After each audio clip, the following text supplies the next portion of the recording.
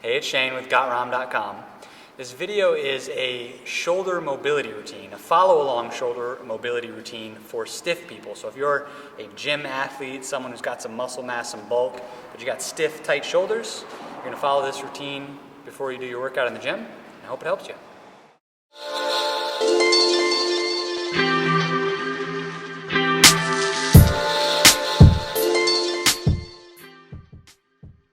The first exercise you're going to do is 2 lacrosse balls on your upper back. This is going to improve your thoracic extension, which is going to improve your back bridge and all your back bending. So roll up and down, teeter-totter your spine. You can pause and just breathe and relax. Kind of puff your chest out like Superman. If you want to make it more intense, you can make your arms go long overhead if you have that shoulder range of motion. I'm just scrubbing out the knots in my upper back as well as sort of flexing and extending my thoracic spine. You like to alternate techniques so that you're both doing soft tissue release, myofascial release work, and you're doing joint mobilization of your thoracic spine. The next exercise is a lacrosse ball on your rotator cuff. The rotator cuff gets very junky and knotted, and you want to use a lacrosse ball to scrub it out. Notice here I'm doing a little internal and external rotation. That can feel really good. I'm also adding a little pressure with my head and my hand. This also really intensifies it where I push my hand to the ground with my other hand. That exaggerates the external rotation of the shoulder and makes it worser, which is better for you. So you're scrubbing back and forth, rocking in and out, internal, external rotation.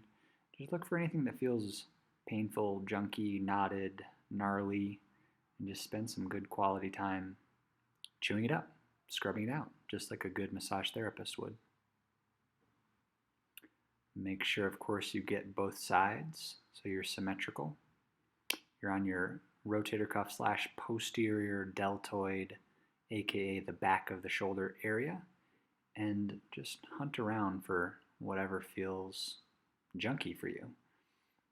There's no wrong way to do it as long as you are finding your quote-unquote trigger points or hot spots and slowly over time kneading them out. Notice again I'm doing that kind of forced external rotation technique. I find that exaggerated external rotation is a big missing piece of the puzzle for people, that they don't even realize that there's something junky there until they push that hand into external rotation.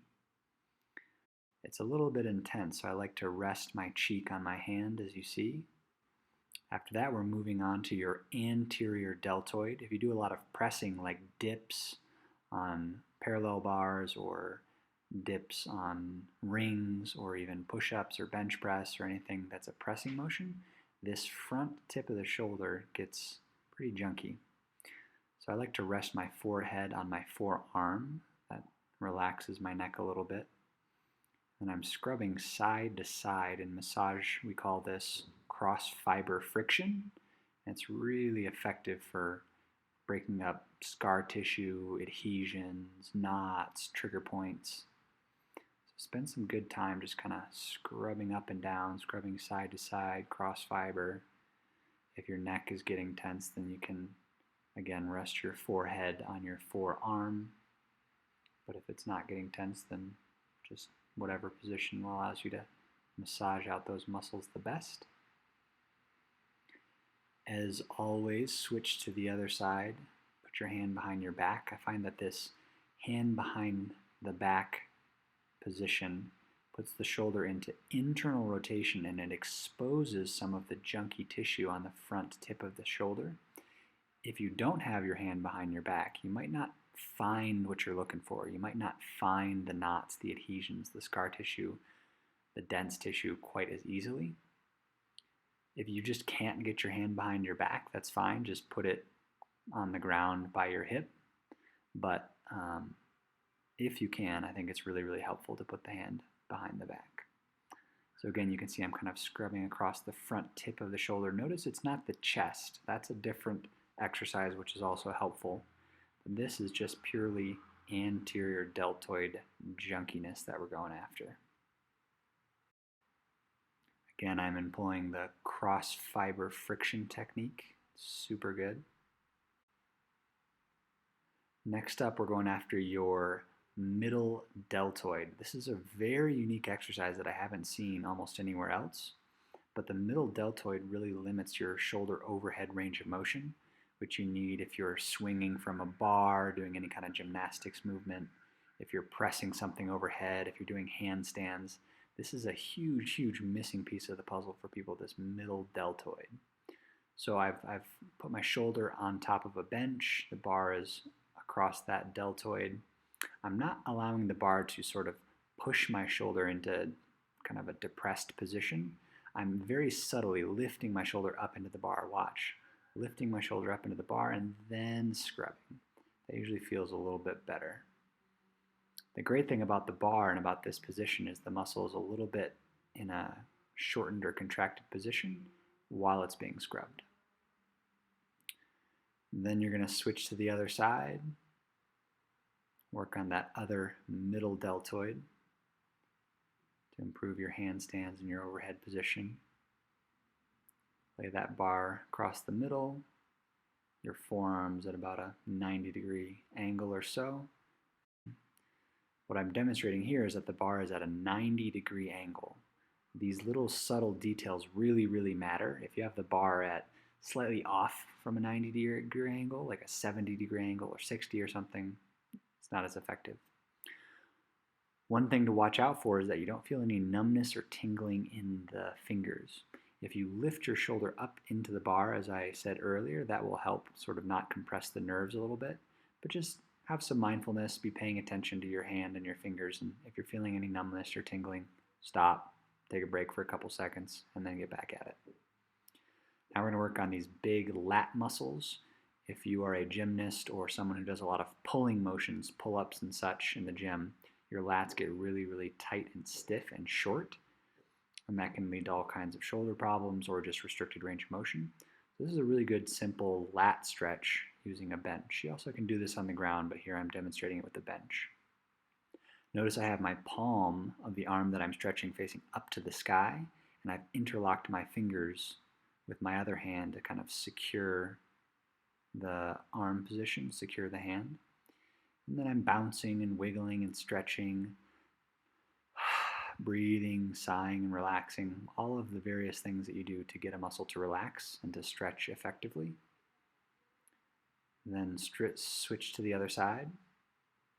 Going to work on the lats again, palm up to the sky, grab your hand, get your hips far, far away, and subtly side bend.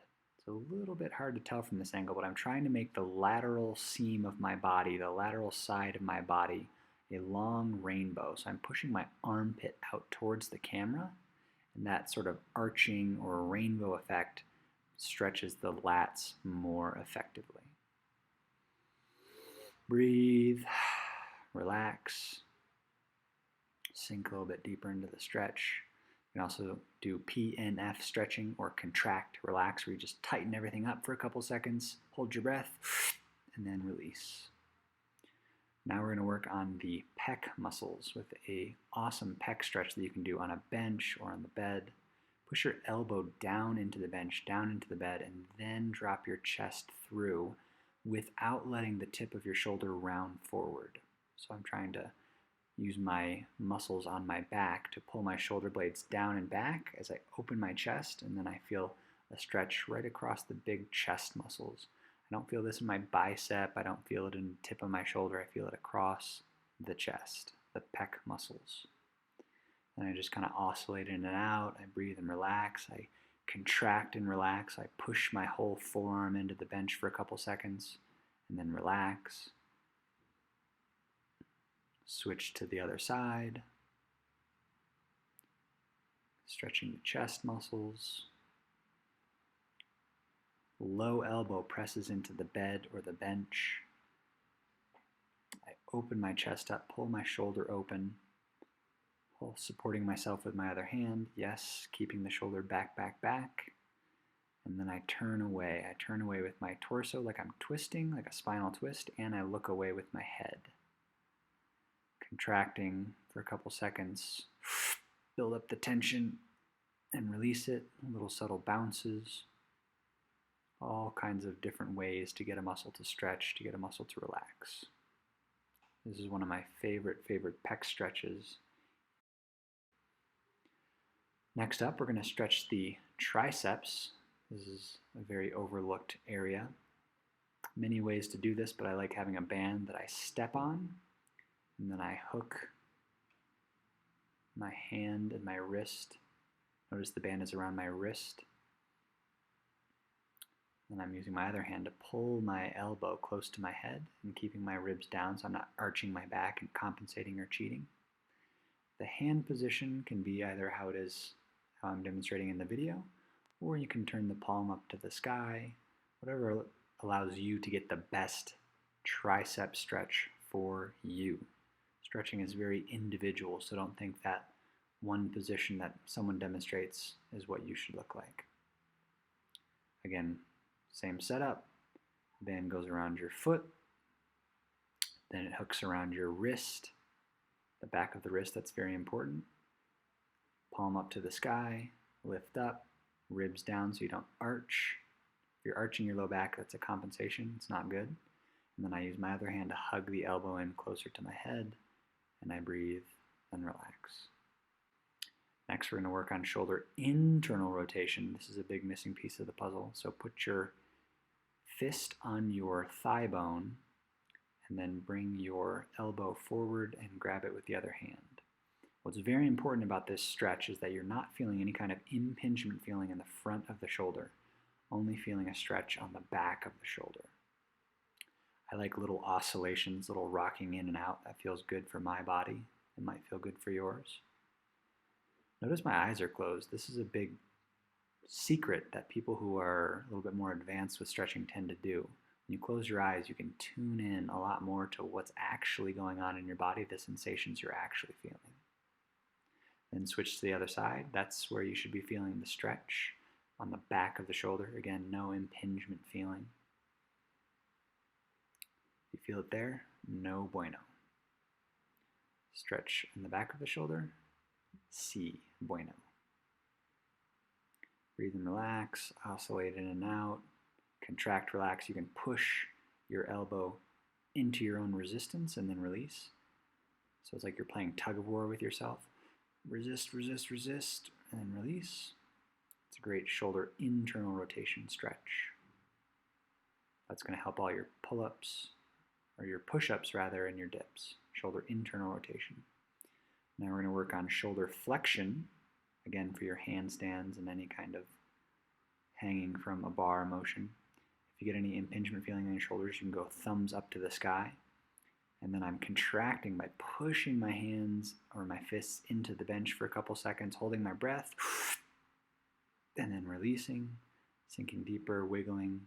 Shouldn't be any kind of impingement feeling. This should either be a stretch for your shoulders or your thoracic spine, your upper back right in between the shoulder blades, or both. The better you get at this drill, the cleaner your line will be in all of your handstands.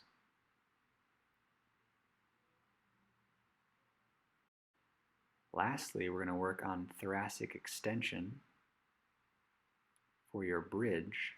This is much more traditional gymnastics. This is the elevated bridge. So you get into a position where your feet are elevated either on bars or a bench, and then you just are exploring with how does it feel to try to feel the arching sensation in your upper back. The back bridge is often called the thoracic bridge because the target is the thoracic spine. That's really where you want to be arching from.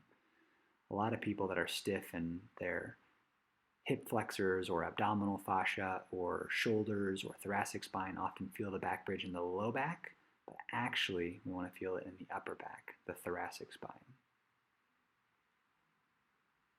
The final expression for the back bridge is when you do it on the ground and you can get your chest out past your wrists. There it is, guys, the whole shoulder mobility routine. I hope you found it valuable. If you have any questions, email me at support@gotrom.com and I'll be more than happy to answer your questions.